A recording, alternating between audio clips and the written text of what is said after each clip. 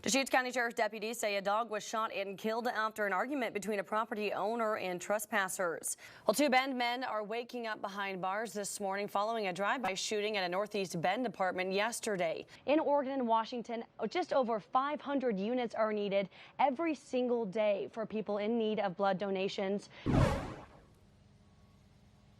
Well, Lee, this fire has died down since it did start at 3 p.m. and it exploded around that time. Now look at this damage behind me right now, as you can see. Now this is the very bike that he will be riding down to LA, but instead of using his hands, he'll have adaptive gloves that clip on so that he can push himself the entire way.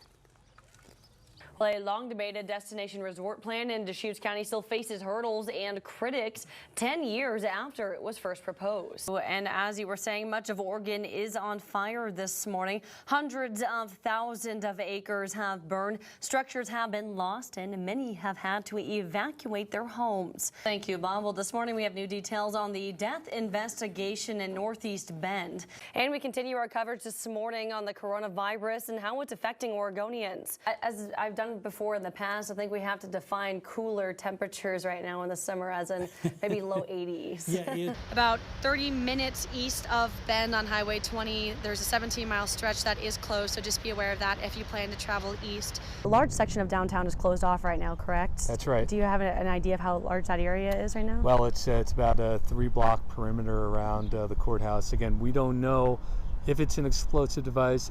Now take a look at this scene right here. It might be a little difficult to see, but let me describe this for you. There are claw marks, long, deep claw marks all along here where the cougar was digging its claws in. Hi, Pedro. Yes, as you can see behind me, the fire has caused a large wall of smoke to form. But as I learned from a task force operator today, all the homes under level 3 evacuation notices are currently safe. So basically, if you were to strap this to the bike and then go on a bike ride, it would tell you how much vibration is reaching the handlebars and then in turn tell you how well the suspension is working. Now, while Cody and Catalina both have different personalities, they do have something in common. They're both looking for a loving home. After more than 5 decades, the Canida Resort and Spa has closed. But that didn't stop people from coming for a last-minute visit. And then let's walk down the path actually and kind of show everyone what's down here. Yeah, Bob's a little busy for us today. So we're gonna walk down. We're right on the main street here, right when you walk in the fair. And right here, like we said earlier, is where you can drop off cans. And if you keep walking this way in the fair, you're gonna find all of the north, middle, and south sister buildings right here. We have to settle an age-old argument. No. Pineapple on pizza or not? No. Yes, pineapple on pizza is good. No. I want people to message in and tell me if they like pineapple on pizza. I like everything on pizza. I like anchovies. I like jalapenos on pizza. Anchovies? Oh, yeah. But pineapple? No, I'm sorry. I'm done with this conversation. All right.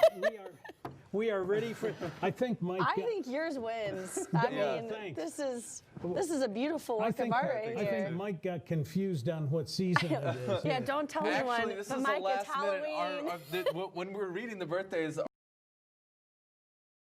A 200-acre wildfire burned quickly and ferociously, forcing many people out of their homes living on or near Grizzly Mountain. The fire was reported around 1:30 p.m., prompting the call-out of a regional structural protection task force with numerous air and ground resources to the area east of Highway 26 between Madras and Prineville. One homeowner said she and her husband immediately turned on the sprinklers and watered down their property. Yeah, I was standing there watering the hose, the water all over the north side of our house where the canyon comes up. And yeah, there was a wall of flame on the other side of the canyon. Fire officials told Stewart her home had good defensible space and her husband stayed behind to help firefighters protect it from the flames. An officer with Central Oregon Fire Management Services said they can't force people to leave, and sometimes it can be smarter to stay put, especially if the home has a defensible space. Sometimes it's safer for folks to stay in their homes rather than clog the roads up and get in the way of responders trying to get up and help. Now, according to fire officials, it was very easy for the wildfire to burn out here, not only because it was very hot and windy, but also just because of the nature of the landscape itself with all of the cheatgrass and sagebrush. Robertson said this light fuel type causes flames to travel fast. Several juniper trees torched, causing a plume of black smoke to rise. As long as we have it corralled and the forward movement stopped, then you'll probably see less of that, and and you'll see the smoke like it is right now where you can see through it. It's a lot wispier, lighter. It's not organized, it's not billowing and building. Much of the smoke traveled into Prineville, but could also be seen from Redmond and Madras. Highway 26 remained open for travel. Stewart and her husband have lived in the area since 1990 and said they understood a wildfire could eventually happen. I was definitely scared and concerned, but you know, we expected this. It was never an if, it was always a when, and here's the when. Many residents just watching and hoping firefighters can stop the fire from causing any damage. Well, Jessie, going to the dentist is not always the most fun thing to do, and it can be stressful. But as I found out, one furry friend at Bluefish Dental and Orthodontics is changing the way people experience their appointments. The sounds of a dental office. I'm going to have you close your lips together. But this isn't just any dental office. No, we fixed that. Yay. Meet Birdie. Birdie is a therapy dog in training at Bluefish Dental and Orthodontics. I wanted a scruffy-faced dog that didn't shed and that was good with kids, like a Muppet. I wanted a Muppet dog. Dr. Kate Quas opened the office in 2004, but Birdie has been with Quas for about a year now. Before that, Quas saw how well her first dog, Maddie, interacted with a couple patients, and that inspired her to find a dog that could be a permanent resident in the office. When I saw Birdie's picture, I was like, wow, that might be it. Quas adopted the now 18-month-old Griffin wired-haired mix from a foster family in Arkansas. She's like a Disney character, honestly. She's a totally animated personality. So whenever you need a pick-me-up at the dental office, Birdie, come here. Birdie is right there to make you feel excited and right at home. I'm a really big fan of dogs. My favorite animal is a dog.